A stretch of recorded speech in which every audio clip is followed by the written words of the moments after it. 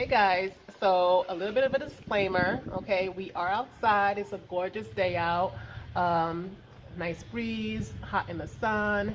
But because of that, the lighting will go in and out a little bit, okay? And also, you guys know Sweet Pea, she is my videographer today, so there might be a little bit wiggling, but I think she's gonna do a great job anyway. But yeah, so that's just a little disclaimer for you guys, and thanks for watching. See you later. Bye.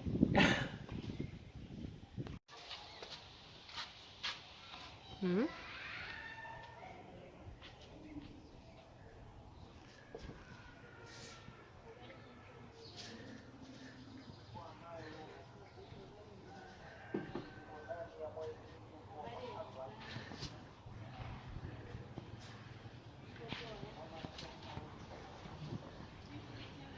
Hi guys, welcome to Jamaitians. So on today's video, we're going to be going through some of the questions you guys have in regards to land and some other questions you guys may have asked me via email or the comments. Okay, so right now we're actually on my veranda, and you guys see in the background. You guys have actually seen videos before of our home. So yeah, so I'm just outside enjoying the breeze, having some ginger tea out here. So let's get to your questions, okay? All right, so as a foreigner, how do you buy land, business, or renting? And these questions are obviously personal questions. And for us, we did purchase land. Do you have work or residential visa? Well, you guys, we came in as a multi-entry visa, okay? And right now, like the family, none of us are, legit, but we're working on all that.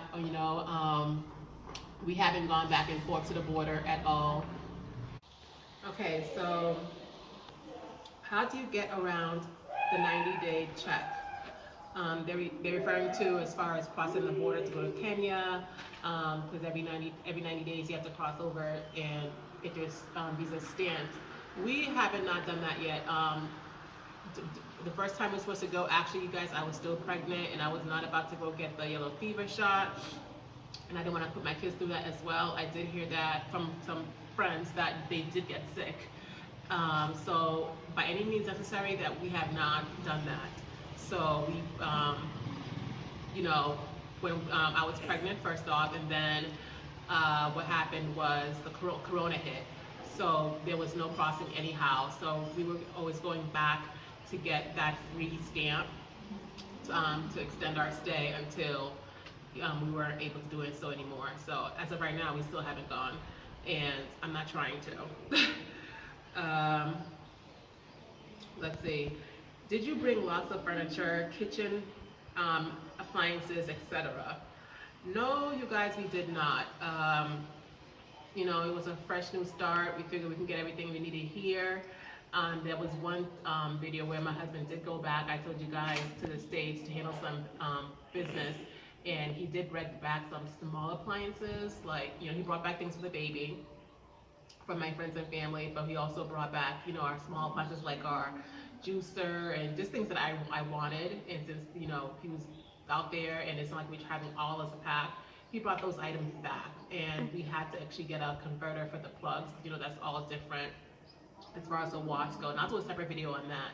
But as far as big furniture, I wouldn't recommend it. I mean, it's a lot just to get it over here. But yeah, we didn't bring the furniture. What is the most effective way to load stuff, or is it cheaper to purchase in Tanzania? Like I said, yeah, it's just better to just purchase things here.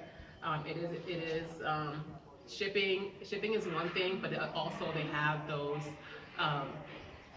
fees once you get here. So it's like it's a lot. I personally would not do that unless it's something that's very much needed. But no, it's cheaper just to get things here, you guys. There's plenty of options out here. How is our neighborhood? Our neighborhood is really cool, you guys. The kids have friends across the way. There's, It's a little bit more low key than our last neighborhood, but it's really cool. Somebody did request for us to do a walk around our neighborhood, so that one is coming. Okay.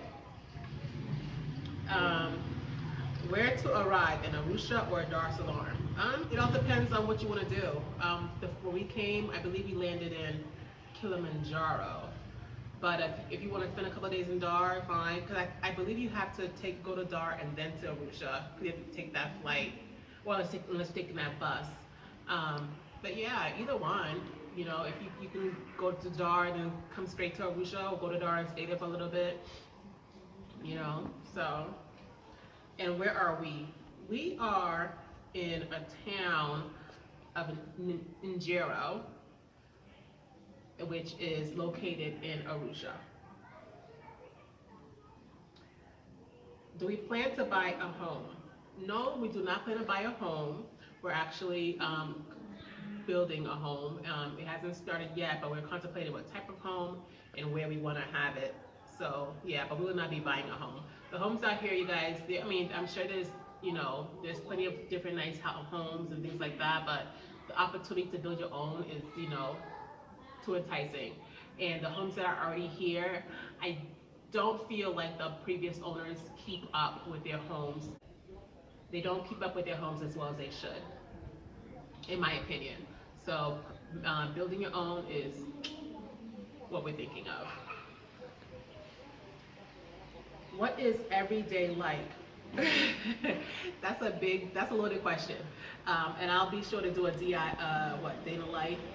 What's that YouTube term? Day in the life. DITL. Yes, I'll do one of those as well for you guys. And but life is what you make it out here. So, but I'll be sure to show you guys, eventually, what we got going on out here. Someone asked a question about pools and the potential need for like in-ground pools. And that, you guys, I believe that's a great opportunity. That's a great entrepreneurial mindset if that's your business. But I believe it's probably best for something like that would be best in Dar es Salaam or Zanzibar, Dodoma. Like those areas are the climate is hotter than Arusha because Arusha is not that. Arusha gets cooler, and that's, especially with the whole water situation out here, as far as pools go, it's better to be up in the cities to do that, in our opinion. And our monthly expenses since we've moved. I believe we did our last Q&A, we did discuss our expenses. I'll attach that video somewhere, but it hasn't risen that high.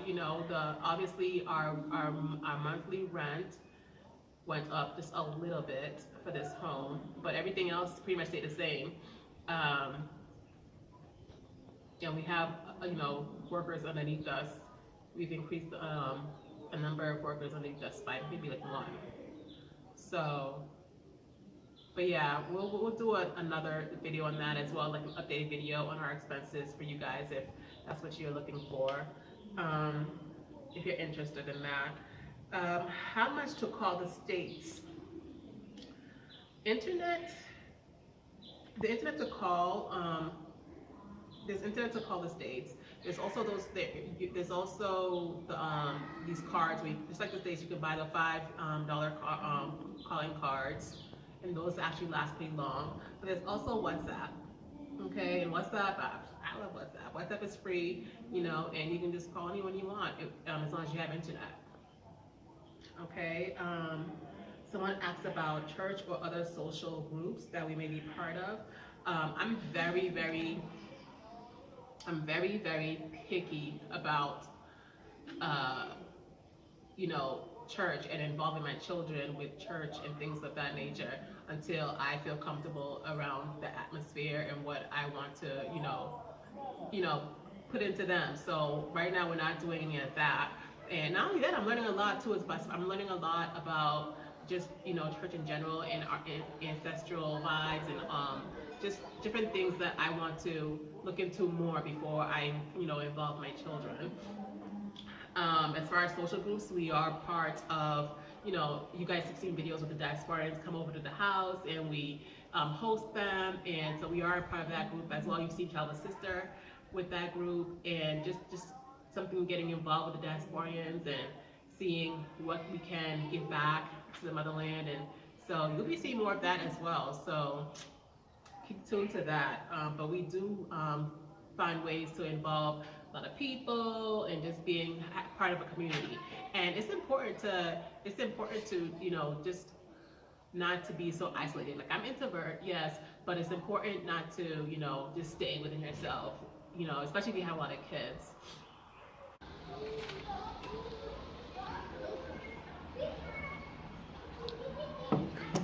Okay, guys, so you guys wanted to know basically the procedure of our land process and land purchasing process. So